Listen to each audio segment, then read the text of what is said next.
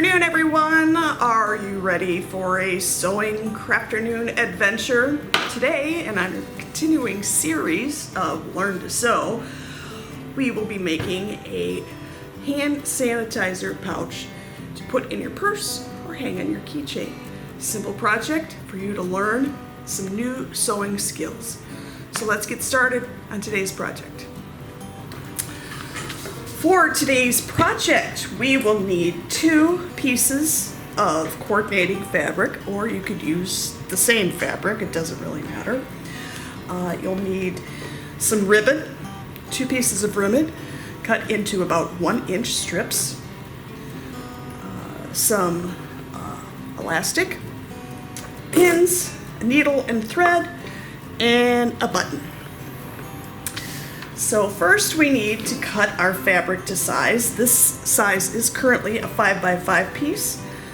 So I am simply going to cut around it with my larger piece, using a very sharp scissors. Makes life so much easier.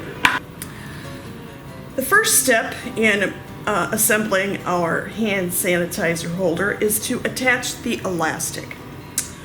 So we're going to pin the elastic about 1 inch in from the edge, pin it in place,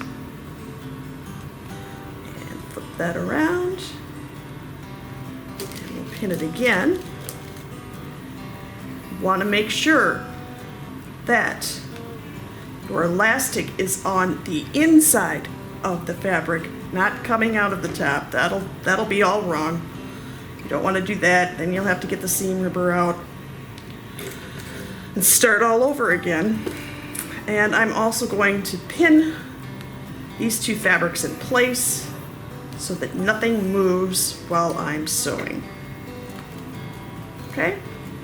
Got the elastic in, pinned across the top. Now we're going to sew this up. We're going to use about 1/4 inch seam allowance, and that a good way to guide you is the end of the presser foot lines up with the edge of our fabric. So make sure you hold on to the thread so that it doesn't come unthreaded and you have to start over. Or the presser foot. Hold the 2 pieces of thread, and we're going to go a couple stitches forward and then a couple stitches back. And now sew all the way across the top of this fabric.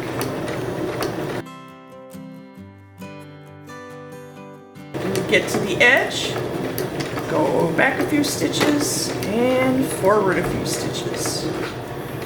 Okay. Cut our thread, take our pins out, and trim that excess thread.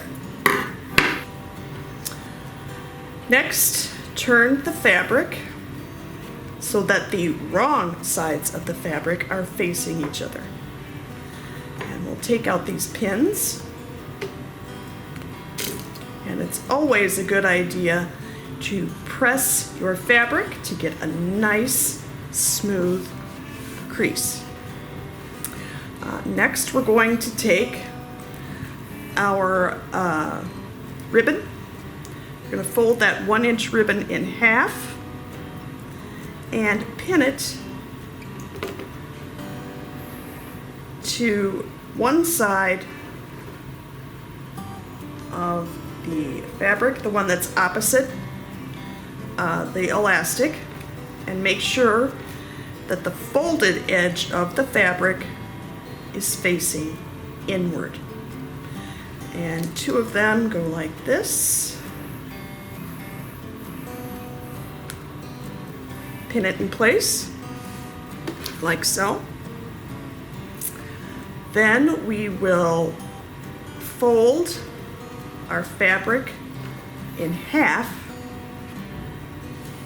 and sew the side edge and across the bottom. So So once again, we're going to align the edge of our presser foot along the edge of the fabric so that we will catch the ribbon and sew it in place. Once again, hold your thread, a couple stitches forward, a couple stitches backward, and sew to the corner. When you get to the corner, you're going to have your needle down, raise the presser foot, and pivot a 90-degree angle, and sew all the way across. Back stitch, and ta-da. Okay, let's cut those thread ends again. We want to keep our project nice and neat. Take the pins out before you turn it inside out, or you will stab your fingers. That's never a good thing. Okay, then turn your piece inside out. And if everything has gone according to plan, your ribbons are secured, I'm going to take a pencil and push out the corners best I can. Try not to push too hard or your pencil will go through the corner and you'll have to stitch that up. And as you see, our ribbons are in place because we've sewn over the edges of them. And now we need to sew on the button. Don't know how to sew on a button? Well, today's your day to learn to sew on a button. To sew on our button, we're going to need a length of thread, hopefully matching your button. Doesn't have to, of course, but if you want a more professional look, have it match. Thread your needle. I always fold it in half and then push it through the eye of the needle. And then I'm going to use, fold it in half, and essentially now I have a double thread. Tie a little slip knot in there on the end. I'm going to trim off some of that excess thread.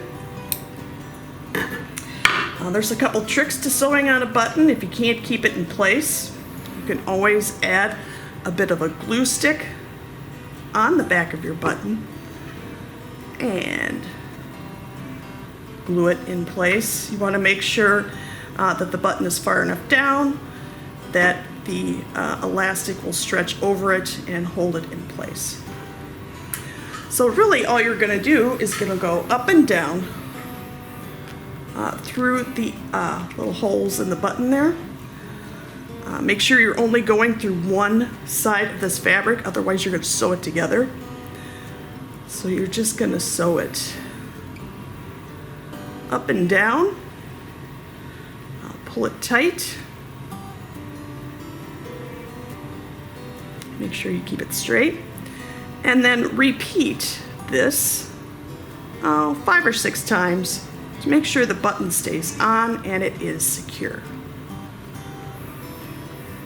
And it's always a little tricky going when you can only go through one layer of that fabric. And of course finding the hole that you went through before.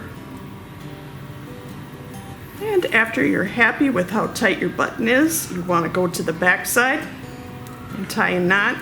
What I do is just slip it through the stitch there and push it through. Loop my needle around the thread, loop it around again, and pull tight. Snip that off. And now you have successfully completed your hand sanitizer pouch to add to your purse or your key ring. You've learned how to tie or sew on a button, and a cute, simple project to get you started in your sewing career.